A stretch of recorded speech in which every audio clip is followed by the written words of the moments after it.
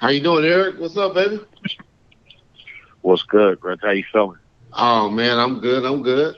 I got you on this live stream with this YouTube channel called Bone First. Is that cool? Let's do it. All right, cool, cool. So everybody, we got the legendary Eric B on the line. I know y'all been asking about this brother for since I came around YouTube, and y'all been asking for him in the last 2 weeks because I've been pumping him up because I told y'all I spoke to him and he's gonna come in. So he blessed us tonight. So let's get him as long as we can get him. And Eric B, go ahead and talk about it. We're gonna hit you up about this Death Row East stuff and Craig Mack. Anthony, let me say this, Reg. First of all, if I was scared, I'd get a dog. Ask me any question you want to ask me. Ain't nothing off limits, man. Just ask me what you want to ask me. I appreciate you. And men, you as family first and foremost anyway. So, whatever it is, just ask me. I appreciate you saying that, E. Okay, so first of all, we're going to go. Could you tell us about the formation? Because most of y'all don't know, and I've been telling y'all, Eric B was very instrumental, and he was around. Matter of fact, let me just show y'all the relationship, because this is mainly a Tupac forum, and they love Tupac. I'll show y'all the love that Pac had for Eric B. It was this video shoot called How Do You Want It? And Pac came to me and was like, Reg, the only artist or person affiliated with Death Row that can come on set on this particular video shoot, other than Casey, JoJo, of course, whatever, is Eric B. He said, that's the only person that I want you to let on the set. And so I'm just trying to show y'all how it definitely was a close set. Yeah, it was definitely a close set. How much respect he had for E. Yeah. But I want you to go ahead. Man. That's my little brother. Yep. So I just want to show them how much respect he had for you. But if you can just go ahead and go into the Death Row East, the formation of it, because I know that was pretty much your creation in my mind from what I knew, what Suge always told me, or at least talking with Pac and everything. If you could just talk about the Death Row East thing. Yeah, what happened one day, Pac was like, E, we got to do a label, we got to do this, we got to do that. And he went back to Suge and Interscope and said, man, Eric, our East Coast counterpart, man, we got to do a label. And I told him, I said, the only way it can be effective, I said, let's call it Death Row East.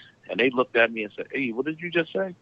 I said, Death Row East. I said, y'all already got Death Row West. I said, let's do Death Row East, then we'll do Death Row South, then we'll go Midwest. And I said, we'll break it down into regions. Let's start out with East, and then we'll go South, then we'll go to the different regions. But what a lot of people didn't know, our first artist on Death Row East was Craig Mack. We pulled the coup and got Craig Mack right after Flavor in Your Ear. He only had a 1-album deal with Puff, and we turned around and got him right there after he was hot with Flavor in Your Ear, and the next album he was going to put out was going to be on Death Row. And we had just a whole lot of stuff that we were doing that would have shocked the world. Exactly. So, I mean, it was just a lot of business stuff that we did behind the scenes. All the lawyers that we knew.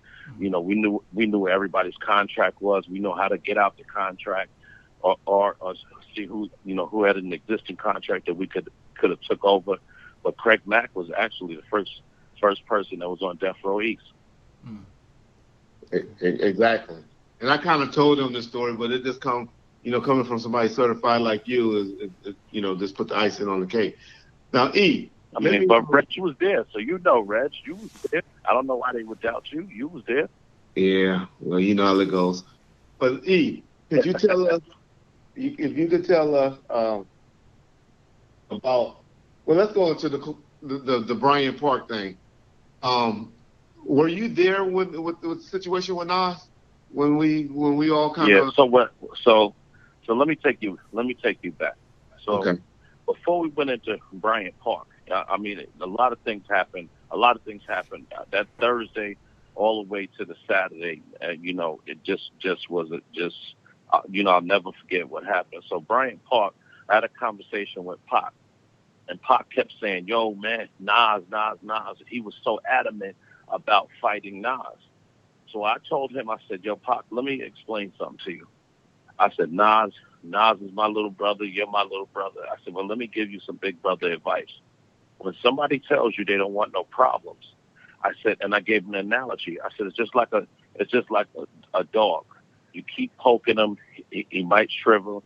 You know, one guy, he might bite the stick. Next thing you keep poking him, he's going to bite you.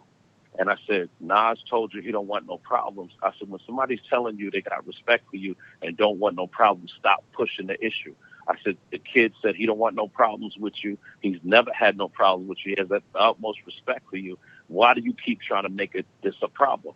He thought because Nas was on a record with somebody else, Nas didn't know what everybody else was rhyming about. They gave Nas the record blind, and he just put his lyrics on it. And then the beginning of the record, they was dissing Tupac, and he didn't know nothing about it until the record came out. So him and Tupac were at odds over that record. But one thing I will say that a lot of people don't know, after him and Nas met in the park, he was going to scrap the whole album. The album that he put out, he was going to scrap the whole album. The song against all he was going to. Yeah, he was going to scrap. He said, Eric, this is what we're going to do. When we get back on Monday after the fight, after we go to the Tyson fight, we're gonna fly Nas in, and me and Nas gonna do an album together. I'm gonna ask Nas, could we do an album together? I heard that conversation. So I heard him tell Suge that. They squashed it, and he came back to me and said, yo, E, man, you was right, man. Nas is one of the nicest guys in the world, man, and I was wrong. You know, I thought that he had a problem, and and I told him, I said, the kid said he don't got a problem with you, man, and let it go. So, after that, everybody met in the park, and him and Nas stepped to the side and talked for a minute. And then after that, man, he apologized. He apologized to Nas. And they told me, said, E, on Monday, man, let's call Nas and see if we can get him out here in L.A. Man, I want to do an album with him. Man, we're going to ride and we're going to be a family like we should have been from the beginning. Exactly. Hey, I have my partner who runs this YouTube channel. His name is John Hyland. He used to run the website and all of that for Death Row back in the day. I'll let him ask you a few questions and stuff. Sure. Yeah, there's always been a little bit of controversy because, Snoop has a version of the story of what happened at the park during the MTV after party. From your account, was Snoop around you guys when you guys were at the park or no? Yeah, Snoop was there, but him and Tupac had got into it earlier too. Okay. So they were mad at each other over some silly nonsense. Mm-hmm. He said, she said nonsense, but they were at odds at the time too, over Snoop being at Hot 97. Right. Okay. So Snoop was there. Everybody was. Hey, actually, that happened after the park incident when he went to the radio station. Oh yeah. Yeah. Mm-hmm. Okay. Did you guys have a logo done up for Death Row East yet, or no? Or was it just those flyers and the T-shirts that were? You did have one. Okay. Can you describe it to people? I mean, it was the same logo. It just said Death Row East on it. Same logo, man in the chair. Okay. Because what we did was, I remember we had a party in New York, mm-hmm. and we had 50 people out there with signs and Death Row East shirts. Right. And Tupac pulled up and said, yo, I think they're picking in our party. I said, Pac, look at what the sign says. Mm. He said, oh, shit. Yo, you got me. You got me. So, I mean, it's the same Death Row thing. It just said Death Row East on it. Okay. You had mentioned that Craig Mack was going to be the first artist, and I know he performed in Vegas the night that Tupac did end up getting shot. Were there other artists that you don't mind telling us that you either talked to or wanted to talk to try to get them on the label had it happened? No, we took it one step at a time. So we had Craig Mack, and the thing about it is we had a lot of other people that didn't have deals at the time. Okay. And we were working on them. But Craig Mack was our focus. Okay. Was the One Nation album in conjunction with Death Row East, or was that something separate? Yes. Yeah, that was the conversation. That was the conversation to put it out on Death Row East. That was the conversation. Okay. Can you share? Go ahead, Reg. Could you also just share them? Because I remember a conversation where you were the one that kind of told Pop to the name people, that you have a problem with on the East Coast, and stop just throwing it out like it was the East Coast. And that's why I think and hit him up. He named the people that he had a problem. Do you remember any conversations like Yeah. that? Okay. Yeah, but my conversations I've always been the older brother, the older statesman, Yeah. being able just to have a conversation, say, man, let it go, man.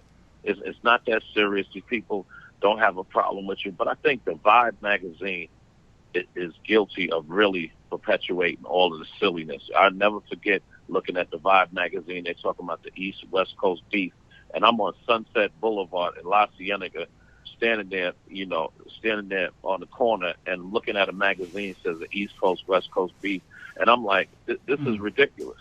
Mm-hmm. When even when I first used to come to L.A., Ice Cube used to pick me up in a Suzuki Sidekick with Dayton's on it.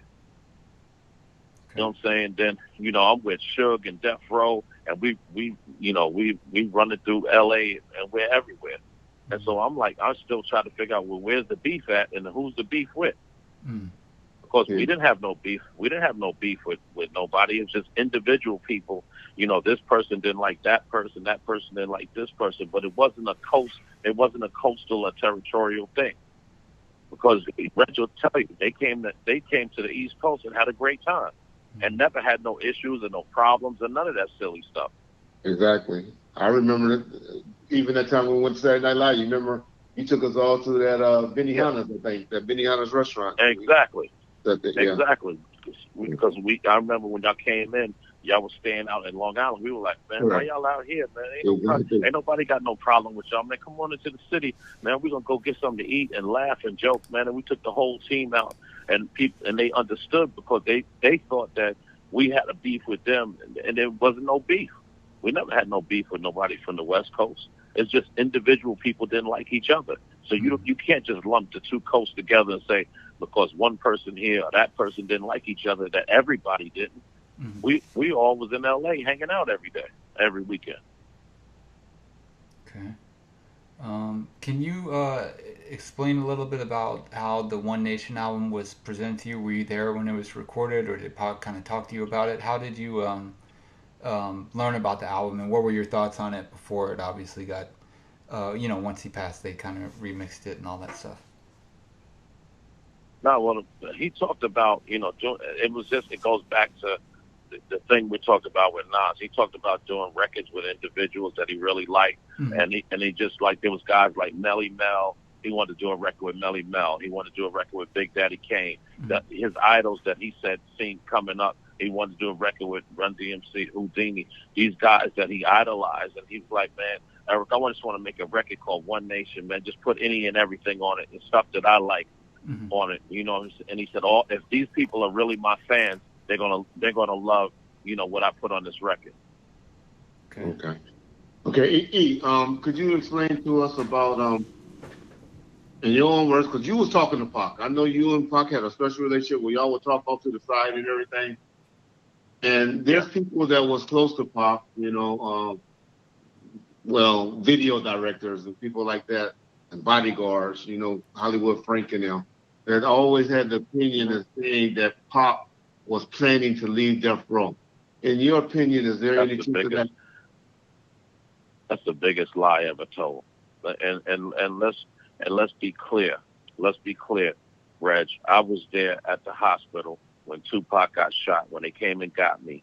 And I went to the hospital and I spoke to the doctor. And the last words that Tupac said to Suge was, yo, I just want to let you know that I love you. So all of that, Tupac was going to another label and all that. Oh, you don't make that up. The bro made it up by end telling people that her and Pac were pillow talking, and he told her he was leaving. I don't want to hear all of that. That's furthest from the truth. Yeah. Now this guy, there's Mike Nice or something like that, and we done had even Noble from the Outlaws coming out saying that there was some deal with Quest Records with Quincy Jones that Pac was about to do. Do you know anything about that? Because I don't know anything about it. I just heard them talk about it. Yeah, okay. All of that sound like party rap to me, because I ain't never heard Pac say that. Pac used to come to the hotel and get me every day. I ain't never heard nothing about no Quest and this and that. You know, it just sounded like to me. It just sounded like to me the broad kept all this mess going, and you know what it is. At anytime's a mess like this, it's always the girl in the middle. You know, saying what this was and what was that was going to happen and this was going to happen. Gotcha. Gotcha. Um, I just want you to explain, if you can. A lot of people on the board is asking about Big D role. Do you? I remember Big D, and I knew you and him had a relationship. Can you, or would you like speaking on anything about him, or you just rather leave that alone? Oh, you talking about Big D? My man, Big D? Yeah, your man, Big D. From Queens. Yeah. Yeah, I brought Big D on with us. You know, Big D. We all grew up together around the way, and you know, Big D was in music with us, and you know, we brought him along with us, and he was going to be, you know, second in command at Death Row East. Correct. Correct. Yeah. My boy Donnie Hammonds, and I'm asking this question. I don't know about this, so I'm just asking you. He want me to ask you. Okay. About Sherm the Worm from Queens. Sherm said that he was there that night. I guess he's talking about the night when Pac got shot and later died. Do you know what he's talking about? I don't know who that is. Gotcha. I don't know who that is. Okay. I don't know who that is. You know, a lot of people probably were around. You probably just don't know their names and know them by faces, but I couldn't tell you who that was. Gotcha. Go ahead, John. Okay. When just to backtrack a little bit, when did you first meet Tupac? Was it before he went on death row? Yes, he was with Digital Underground. Okay, so you knew him from way back. Yes. Okay. Yeah. Okay. The Digital Underground used to play with us on dates, and Pac used to come out, hang out with us, and laugh and joke with us out. You know, the Digital Underground days. Okay. All right, and then when he got out of jail and went, you know, and signed with Death Row, how soon were you out there back reunited with him, or did it take a minute for you to come back out? No, we always have been cool, you know, throughout the years. Mm-hmm. You know, getting out of jail, you know, I seen him, you know, we came back around each other, called each other, talked, you know, every day. Yeah, I always thought it was. So we really didn't miss a beat. Yeah, I always really thought it was you. I mean, that Hammer, that really reason why you came around. Is there any accuracy to that, or you and the Hammer was just cool from back in the day? Of course. No, yeah. Hammer's definitely an intricate part of saying, Eric, you know, you need to come along with the team, and this is what we're doing. Because remember, Hammer had a deal with Death Row and brought his artists. Remember, Keisha Cole was on Death Row. Keisha, a lot of people don't know that. Nutso, yeah. Yes. Yeah. Rel, Nutso, and all of them producers, all them guys were on Death Row Records too. Yeah, do you remember what I just said, because I always explained to them about how Snoop was going to do Doggy Style, Pac was going to do Machiavelli Records, you was going to pretty much have Death Row East, Hammer had Hammer Time Records, and then the homies had Ghetto Boys. Yeah, that was. Mm-hmm. I mean, Ghetto Records, not Ghetto Boys. Yeah, I mean, we had a lot of irons in the fire, man, and I think we could have, you know, dominated. Not even just music. I just think TV and film too, because Pac was heating up as a movie star. Mm-hmm. So you know, we're on our way to, you know, to doing a lot of stuff and being a real entertainment company. Okay. And I think that a lot of people, to be honest, I think that a lot of people are happy that it didn't happen. Yeah. You got a bunch of black powerful guys that are no nonsense, that are getting money, and you know, we could have dominated Hollywood. Mm-hmm. No. Okay. We had all you know, all the entertainers, actors, you know, everybody was around. Everybody wanted to work with us. Exactly. That Mother Day event, he had an all-star crew. I remember y'all had Christopher Wills messing with him, coming around. Yes. I think Adina Howard. Everybody was trying to get. Listen, everybody. If you look up any and everybody was around hanging out. Exactly. Yeah.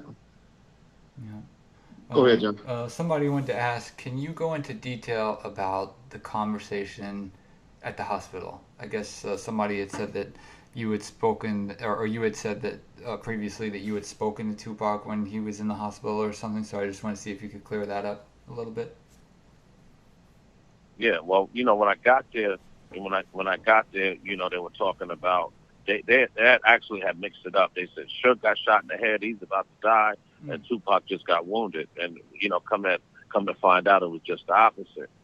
So we just sat there and talked to the doctors and they, let them really do their thing, and we really stayed out of the way.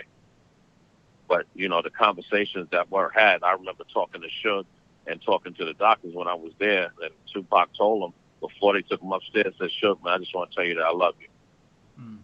We did all have that conversation. Yeah. What they trying to get at, Eric, is there was somebody that said that on one of the interviews or something, there was somebody reported that you said that the Pac was shaking the bed, or he was trying to shake the bed to let you know that he was still there, because there's a lot of people out there that don't believe Tupac is no longer with us. They still believe he's alive. It was a big. But you know what? A lot of people, but I don't know who could have said that, because if you remember, only certain people were allowed to go in the room. I try to tell them that, but a handful of us. Exactly. It was only a handful of us that were allowed to go in the room. So I don't know where this outside force came from, and everybody like it was the Soul Train line going in. It was only a handful of people that you can name, and everybody looked each other in the face, that were allowed to go in the room. I'd be telling this story for over a year, and I didn't heard, and they were, Daddy Boy said he was there, or this boy said he was there. No. Yo-Yo said this. I was like, my God, I had the 2 security guards standing outside that door, and nobody was going in that room. He was trying to let Pac fight for his life. Only a handful of people had access to go in the room, and a lot of us days we were down there. I'm plenty of days I was sitting there. I was like, man, Tupac was there, swollen up. I was like, man, and me and Hammer sat there. And we like, man, we don't even want to see our brother like this. And we turn around and wouldn't even go in the room. So it was only a handful of people that were allowed to go in that room. So I don't know where all of this mysterious people came from, and it was they Mopreme seen this, who said and that, really. It was Mopreme who said that Tupac was shaking the bed and trying to tell him something or something. I don't know. So I don't know if he was in there or not. I'm not sure. Who knows? Oh, okay. Yeah. Well, I know one thing. It wasn't a whole bunch of people that had access to go in that room. Yeah. Okay. Somebody on the board, we got like a live chat board where people are listening in live. Somebody wanted me to ask you, Eric, how did Tupac's death affect you personally? When you have somebody like, I didn't look at Tupac, like everybody. Reggie, bad time to drop the phone. See him sitting there looking there, fucking with the phone? Hold on, let me get him back.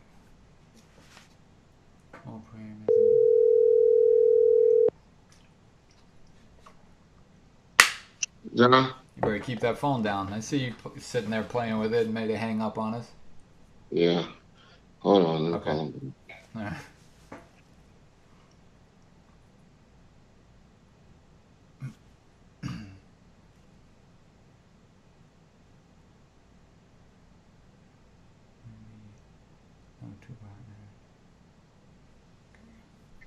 Okay, we're back. Okay. Sorry about that. I'm an actor, a movie star, an activist. He's my little brother. Mm-hmm. So we took it hard. I'll never forget myself and MC Hammer when we got the news that we had just left the hospital, and I was in. We were down the block at a restaurant having breakfast, and then everybody came out, was crying, and people. And then we had pagers, and my pager kept going off. They said, "Hey, Eric, Tupac just died." I said, "Tupac ain't just died. I just left the hospital." They said, "Man, Eric, you better get back." So we went back to the hospital, and everybody had sad faces standing around. Me and Hammer looked and said, "Oh, man." Damn. And there's a park down there in Vegas. I think it's called Sunset Park. It's by Mike Tyson's old house down there. Me and Hammer sat in that park for about 4 or 5 hours and just sat there and didn't even talk to each other. Damn. We sat there until the sun went down and just sat there. We had our heads down. That's how much it affected us. We sat in that park at least 4 or 5 hours until the sun went down and didn't even talk. I didn't say nothing to him, and he didn't say nothing to me, and we just sat there in disbelief, that our little brother was gone. Right. Okay. When they had like a private, like little, I think they had like not a vigil, but they had like a little ceremony at the beach. Did you attend that? Where like the mom and No, okay, no, you didn't go. no. Okay. No. Because a lot of because something was said to me that I'll take to my grave that I didn't like, and I still don't like it. And I'm gonna take it to my grave. Somebody else will tell it. Okay. But people were saying silly stuff that they wanted to do and stuff like that. And I said, yo, I'm out, man. Okay. This is where I get off the ship at. Yeah, the the other ashes. talked about it. They talked about it on Vlad interviews, so Yeah. it's kind of out there. Yeah. Okay. Yeah, so some stuff that they were talking about doing, and I said, yo, I'm out of here, man. I said, I'm gone. We ain't talking, crazy like this. I'm out. Right. Okay. When Tupac passed, after he passed, how did the chain events happen to where Death Row East didn't happen? Was it when Suge, got sentenced, or was it before that you thought, all right, maybe No, it's it started. What happened was it just seemed like one thing after the other. Tupac died. Suge went to jail. It just snowballed out of control. Mm-hmm. Okay. The whole thing started snowballing, out of control. Gotcha. And then, it just fell apart. Mm-hmm.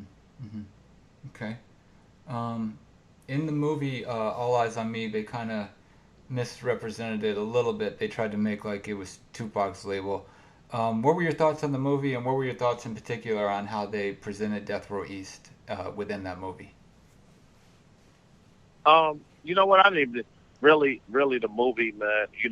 I know the true story. I didn't watch the movie. I'll be honest with you. Okay. I didn't watch the whole movie. I think that the parts that I've seen, Demetrius Shipp, his son did a fantastic job looking like Tupac, playing Tupac. And what was so funny, his son was around us as a little kid and used to wear a karate uniform and used to come to the studio and listen to Tupac make music. Mm. And then, fast forward years later, he plays Tupac.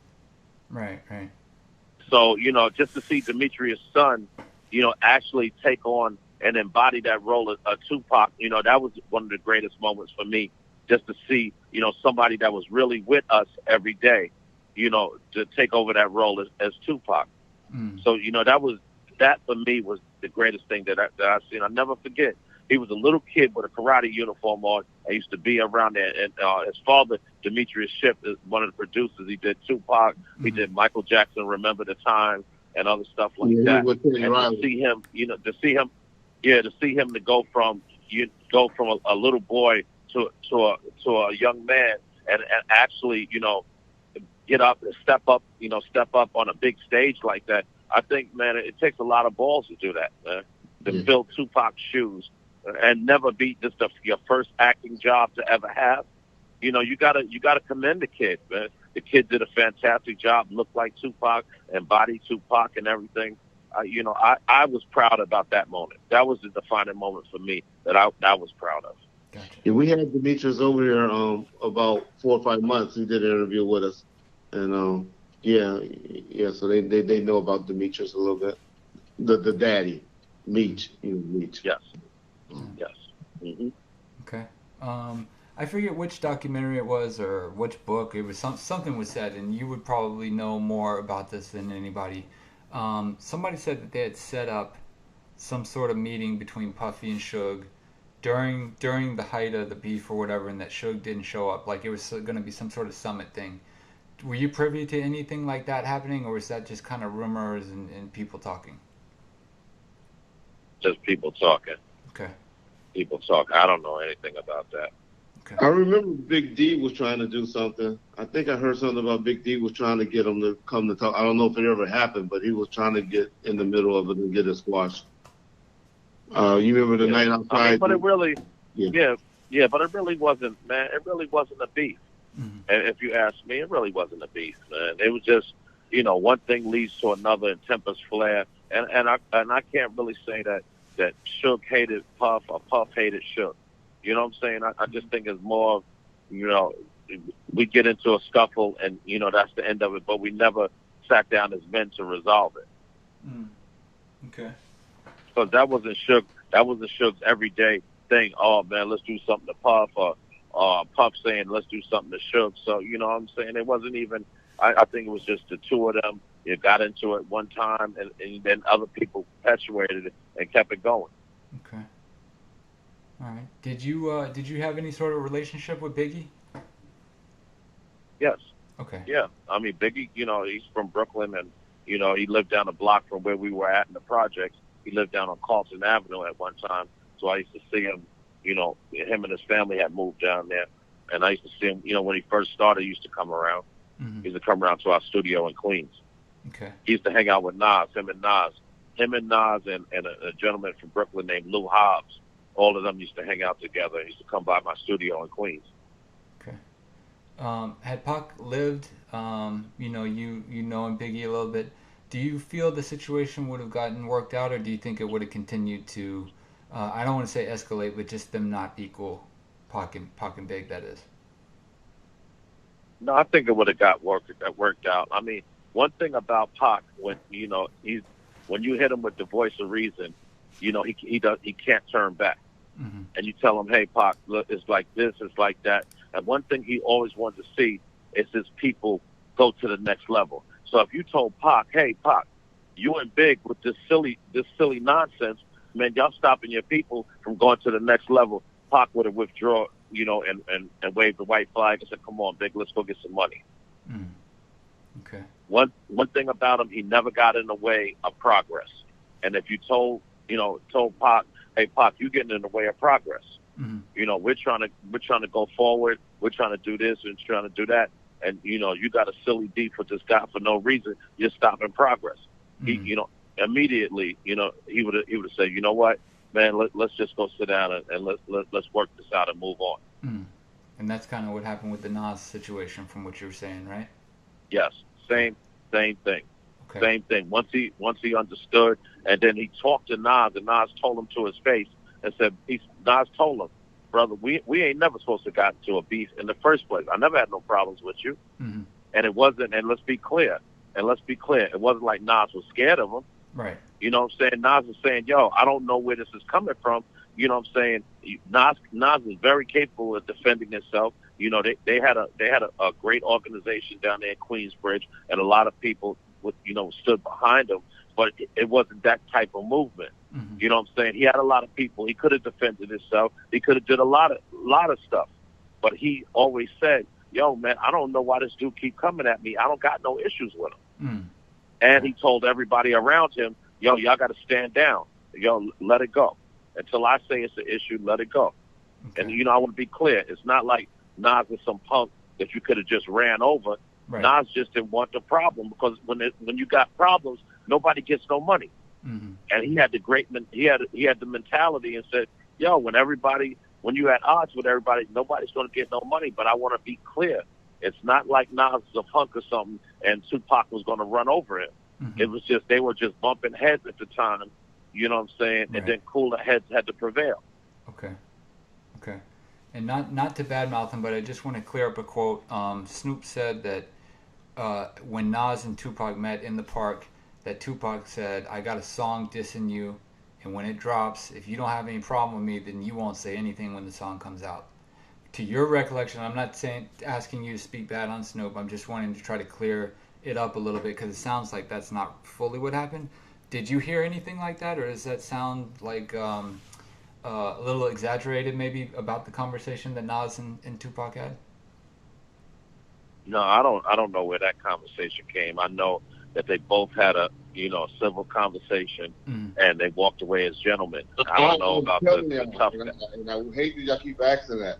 I gotta ask him. I was sitting right there. Snoop was not around. He was not right there. No, he wasn't. In that conversation. No, he wasn't. He wasn't there because they went to the side and talked. Exactly. Everybody stood down. Okay. Everybody stood down. It was all of us on one side, the Queensbridge guys on the other side, and everybody stood down and let them stand to the side and talk. Okay. So I don't know where, who got whipped for this conversation, where that came from. I don't know where that conversation came from. but I know they stood off to the side talking. Okay. When Tupac got mad about Snoop being on the radio, were you with Tupac when he heard it? When he heard the radio interview, or were you not around either one of them at the time? I came back down, and he was arguing. He was like, he couldn't believe it was something about Snoop said he didn't have a problem, and Tupac said, "Yo, I'm riding for you, and you're not riding with me." And they got into a little, argument and scrimmage, over that. And but it's like we at the time, we're all brothers and family. Things are gonna happen. Right. You know what I'm saying? So I don't want people to look into it like Snoop and Pac had a beef. We were all brothers. Anything could happen at any time, but we're still family. Right. You know what I'm saying? You argue with your brother, you argue with your sister, your cousin, True. Your distant relatives, but we were still family at the end of the day. So I don't want to make it seem like they had this big beef, and and it went on from there. They were just mad, exchanged words. That's the end of it, and we moved on. Okay. Because it never became an issue to my recollection. It never became an issue after that conversation. Okay. When Tupac not came to you, but when you guys talked and he said, "I want to do a song with Melly Mel or Scorpio or Big Daddy Kane," would you reach out to them to get them to go out to LA to record, or was that something Pac did on his own? Yes. So a lot of the One Nation collaborations was directly you helping set those up. Is that correct? Yeah. Okay. Yeah, a lot of them. A lot of them called a lot of people. Called a lot of people. Yeah. Okay. For the employees. Yeah, I called to everybody. Yeah. Yeah, I called to everybody and told them to come on down. But the thing it was, everybody thought Tupac had a beef with them. Right. And then you get on the phone, and Tupac actually would get on the phone himself and say, "Hey, man, can you come on down, man? I'm looking forward to doing it." And they'd hold the phone like, "Yo, Eric, you serious, right?" "Yeah, man, that's Pac. You talk to him yourself." Right. I think that Tupac is one of the most misunderstood, guys that there is. When you get around him and you see, who he is, he's one of them guys that's going to ride with you to the end. Mm-hmm. Good, bad, ugly, he's going to ride with you to the end. Gotcha. Okay.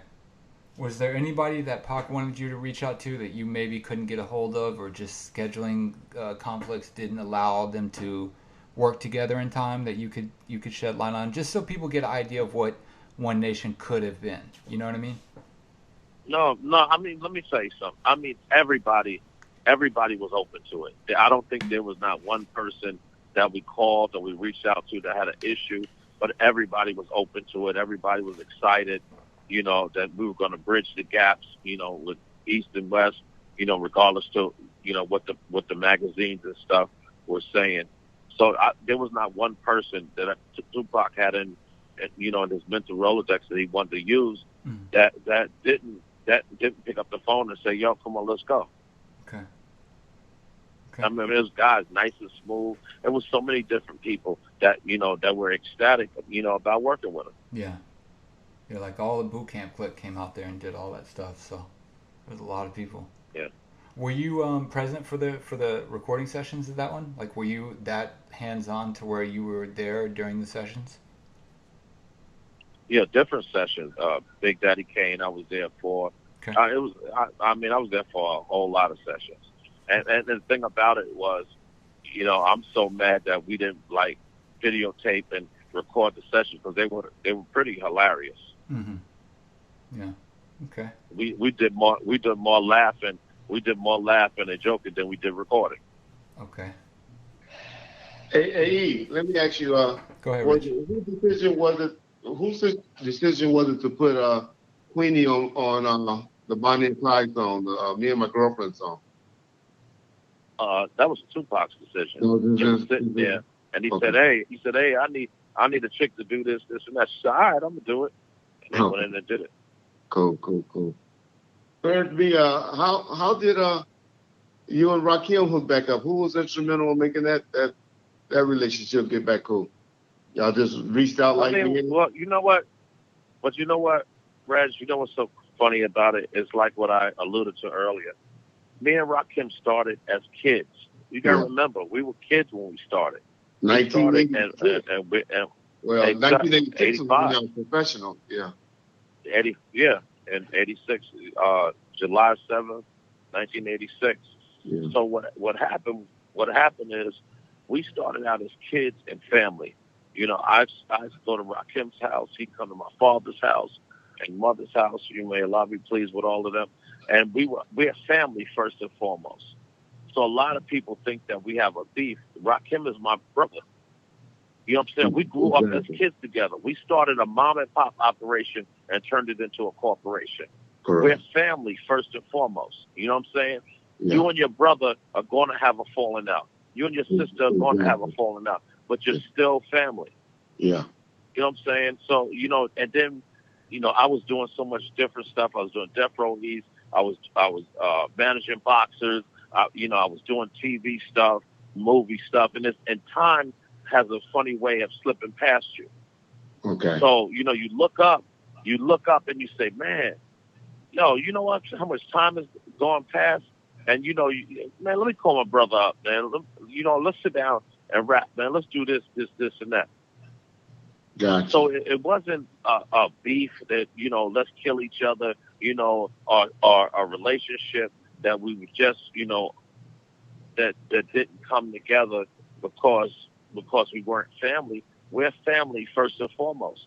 If you see Rakim's brother is on the road with us, Stevie Blast, like last week, somebody came up and they said, "Oh, this is Rakim's brother," and he got upset. And he said, "Yo, man, I'm so sick of this separation between all of us." He said, Eric's my little brother too. He said, "Don't just say that Rakim's my brother. Eric's my brother too, man. What are you talking about?" He said, "Yo, I ride with Eric every day." He said, "Yo," because Stevie Blast would tell him, "Yo, Eric got a bunch of sneakers and shoes, and I go in Eric's room and take them all out and put them on my feet, and all Eric do is laugh." He said, Eric's my brother. So a lot of people try to get in between, your relationships and make what they want to make out of it and run. But, to get back to what you were asking, we're brothers first and foremost. Before the music, before we had kids, you know what I'm saying, and all the accolades and stuff, we were family first and foremost.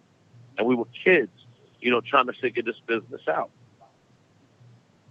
Okay, cool. Well, there you go, y'all. Y'all got the history now with Eric B and Rakim.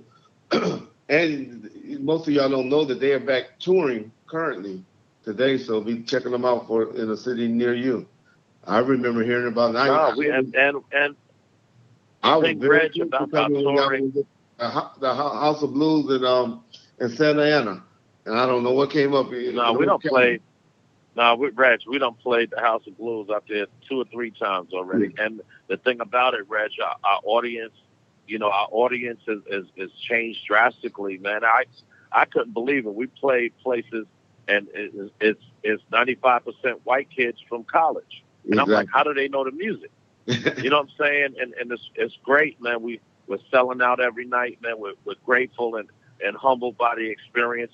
Me and Rakim sit in the dressing room every night. And like, Rod, did you ever think it's 33 years later and we're selling out every night and we're on stage having fun? You know what I'm saying? We got we're living the American fantasy, not the American dream. We live in American fantasy. We got a job that we love to go to every night, and we're having a great time. Do you know, a good time, Reg, that we make more money now than we did when these records were on fire? Exactly. That to me is the funniest thing ever. And me and Rakim, we laugh about it and we talk about it. And man, Eric, I remember when we was in 1985, we was getting 15,000. One time we got $17,500 a night. We thought we were billionaires. You couldn't tell us nothing. Yeah. It was 1986, and we getting $17,000 a night. We were like, we have a ride. Big money, though. That was big money, though. But back then, yeah, I got you. Yeah, we thought we had a ride, because you got to remember, people were working 9-to-5 jobs and they were making $30,000 a year. Exactly. We was making $17,500. We was making $17,500 a night. Exactly. Yeah. A guy paid $5 to ask you this question. He said, "Ask Ask him if Rakim really meant to jab at Kane on the follow the leader. I don't, you know. Nah, man. Let me say something, and it's pretty funny. Everybody thought that we had a problem with Kane, but the joke was really on them because Kane is another person that's a family member, and that's my brother. When Kane did the Gunman, the movie The Gunman, he was out in L.A. Kane bought this big house in Jamaica Estate, right around the corner from Donald Trump. I'm the one who signed the mortgage papers for him to get the house.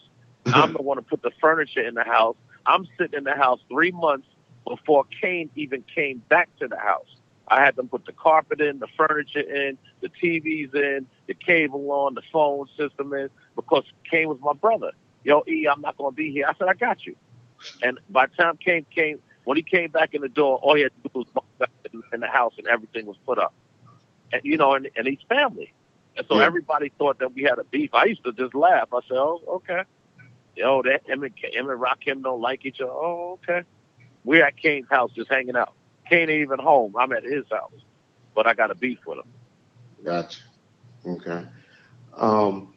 Someone want to ask on the board, did Rakim, to your knowledge, ever meet Tupac? You know what? Yes, he did. Remember, we was on the road. Remember, we was in Digital Underground, and when he was in Digital Underground, we were on the road.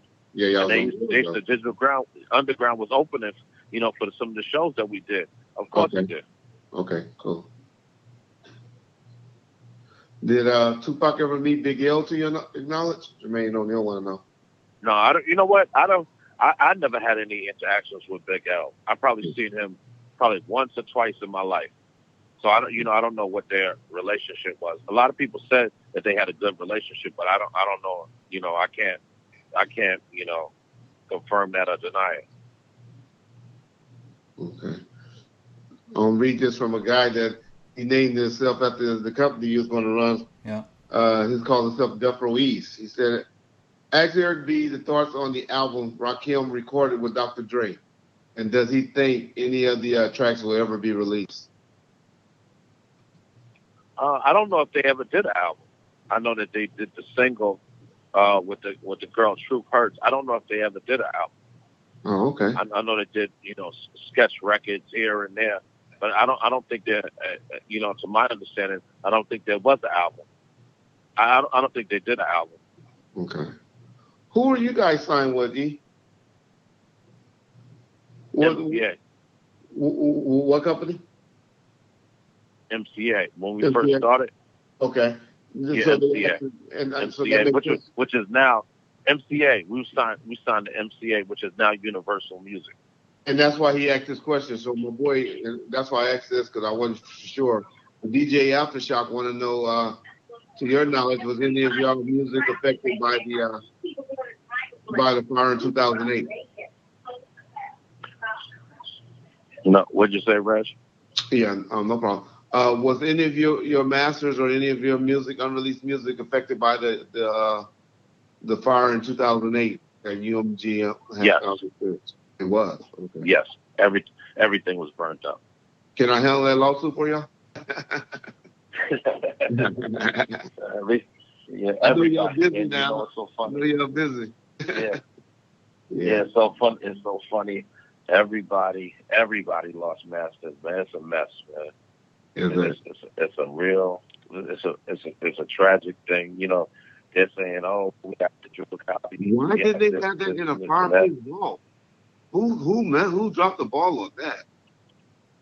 No, they did happen. But let me tell you something, man. Okay. The whole thing stinks. That's all I'm saying. The Okay. whole thing, though, it don't even, because they got a warehouse that we used to deliver masters to in New Jersey, and that warehouse was fireproof and air conditioned and everything else. So I don't know why they would move everything to LA, and it's not fireproof. It's not. It just don't smell right. Something ain't right. Something not right, huh? Okay. Let me ask you this. I remember this deal, and I wonder whatever happened to it, because they kind of fell off. But man, I remember you you vouching for Louis Burrell to come up and on that deal with some recordings with Genuine and Missy Elliott and all of that that was supposed to have been in the vault. Do you remember about that deal? You remember that deal? Yeah, that was the deal with Brian Turner advancing the money. Exactly. Yeah. Exactly. So I don't know what Louis and Brian and all those guys. You talked to Louis lately? No. I've seen him last year. I think Salt and Pepper and them did the '90s tour. I had seen him and his son. I ain't seen him in years. It came out. I spoke to him for a little while. You know he's with Jodeci now, right? Huh? You know he's the one managing Jodeci. I've seen the Jodeci album, the record they put together. Yes. Okay, John, go ahead. We got somebody. We can't hear you, John. Can you hear me now? Oh, hold on. Can you hear me now? Okay, we hear you now. All right. You see the last one that donated? I don't know if I should ask this question. Well, fuck it, I'll ask it. If you don't want to answer, you don't have to answer it. Somebody said, Eric B, since you're from Queens, do you think Supreme was responsible for 50 Cent's mom getting killed? Oh, man, why are you going to ask that? Hey, he said nothing's off limits. So. You know what? That's a valid. No, you're right. That's a valid question. I think it's the biggest rumor ever heard. Okay. Or ever said. And I've never heard 50 say that. I've never heard, Supreme talk like that. I think it's just, urban legend. Mm-hmm. Somebody just made up some bullshit and just ran with it. Okay. But I've never heard, he's the one that had her killed and all that silly stuff. Right. I think it's just urban legend. Perfect. Okay. Because 50 Cent don't have no problem saying anything else, and that would have been on his mind. That's something true. He would have said a long time ago. Yeah. I've heard everything. I've heard just the opposite. That was his father, and I said, "Oh man, y'all just gonna make up any old thing." Yeah. So I've heard all kind of silliness with that, but I've never heard. I think it's just urban legend. Okay. Gotcha. Hey, this guy, he's a good listener of ours named Don Helm. He want to know, can you explain us what happened with the beef between EPMD misunderstanding with Rakim after that EPMD first album? It's the same thing. A girl in the middle. He said, she said, and nobody said anything. Just a bunch of silliness. Gotcha. Some girl said that this person said. It's just, even repeating it, I feel like an idiot just even repeating it. It was so stupid. Man. It was so stupid. Okay. Yeah. Let's see. Do you have some of the gold chains and rings from back in the day? I still have every last one of them in the safe deposit box. It's funny. I did a show they were talking about for Nas. They have this show. They're talking about jewelry and fashion, and it was like, Eric, will you ever wear them? I said, see, now y'all disrespecting me. Y'all want me to look like I'm gonna get you sucked and put them on. I said, y'all ain't gonna get me with that one. So they were like, no, I ain't gonna do that one. Let Rick have that. I went to a 70 parties for Valentine's Day, and I went and bought. I spent $75 for a big old thick fake chain. I'm good. But see, Reg, you doing it because it's stylish to go to a party. I'm doing it. I'm looking like Huggy Bear, and I'm gonna get you sucking. So I'm not doing that one. It's new style, new trends. Let's move forward. New stuff. Yeah, I heard that. Yeah. I said, you're not telling them. I said, take a picture. It'll last longer. Let's move forward. Now let's go on to the next thing. Got you. Go ahead, John. We ain't gonna spend too much of your time because, man, we really love your patience and how you handling this for us. Yeah. And I think we done got most of the questions that I always had on my mind answered. But John, you got any more for Eric? Yeah, we always ask two people. We always ask 2 questions to people that were close with Tupac. We asked first if you can share one of your favorite memories with him that people might not know about, and number 2, what your personal favorite Pac song was, if you wouldn't mind sharing that. You know what?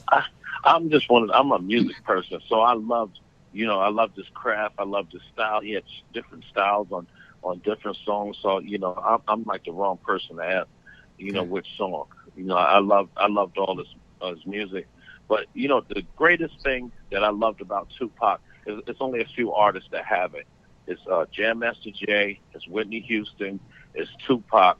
All of them have this dynamic smile, and when you meet them, they speak to you, and you'll swear that y'all been friends for 100 years. Mm. Okay. That's my greatest, memories. If I introduced Tupac to somebody else, he would give them this smile. Hey, man, how you feeling? And hug them, and they'd be like, man, Eric, he's so cool, and made me feel like we were cool for years. And there's only a few people that have that same, mesmerizing, capabilities. There's Whitney Houston, Jam Master Jay, and Tupac. And I'm pretty sure there's some others that I'll think about later, but those are the ones that really stick out in my mind. They give you this smile, like, hey, we've been friends for 100 years. Okay.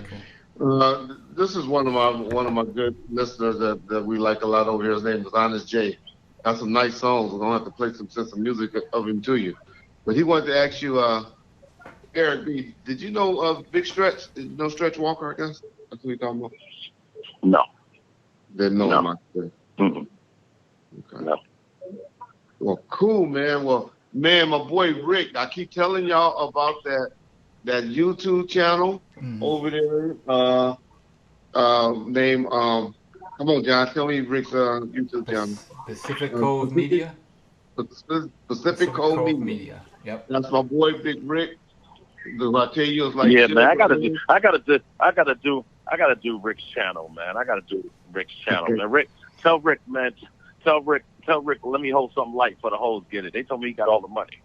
yeah, Rick the man. Rick making moves. Yeah, I'll just say that Rick making moves. Yeah, now. exactly. He had me down. Exactly. Rich white folks today, man. Rick making moves, man. Yeah. But anyway, yeah, man. Shout out to Rick, man. Thanks. Man, yeah. Shout out to Rick, man. Thanks for connecting us back, man, with my man, Rick, man. I mean, all jokes aside, man, I really appreciate it, man, and thank you, man. Yeah. He's always connected the dots. I'm gonna call Rick Connect the Dots. The connector. Yeah, he's the connect. He's the connector. Well, Eric B, man, I appreciate you taking time out of your busy schedule. Yeah. Because I know you're on the roll and you're working to come over here on this little YouTube channel we got over here that we're just trying to put out facts, man. And wherever it goes, it goes, And but you know what, Reg? You're gonna think about something. I said, man, I should have asked Eric, man. Reg, you feel free to call me back and let's do it again. I'm sure a lot of people are going to have a lot of questions. Man, let's do it again, man. It's not a big deal, man. You know what I'm saying? Reg, me and you, we spent a lot of nights together, man, a lot of days together. I consider you family, man. You need me, I'm there for you. I appreciate you even saying that, Ed. I just wanted the next time you got a show that you in the L.A., Orange County area, please call me because I want to come and check it out. Reg, we're going to do one even better. You ain't got to call, just show up. Just say, yo, Reggie's here. That's all. Okay. All you got to do is show up. And my brothers and sisters in L.A. say just pull up. That's all. Let's pull up. Let's do it. Appreciate that, E. Appreciate you, man, taking the time for us. Yeah, for sure. Thank you. No, anytime, gentlemen. Thanks again for having me.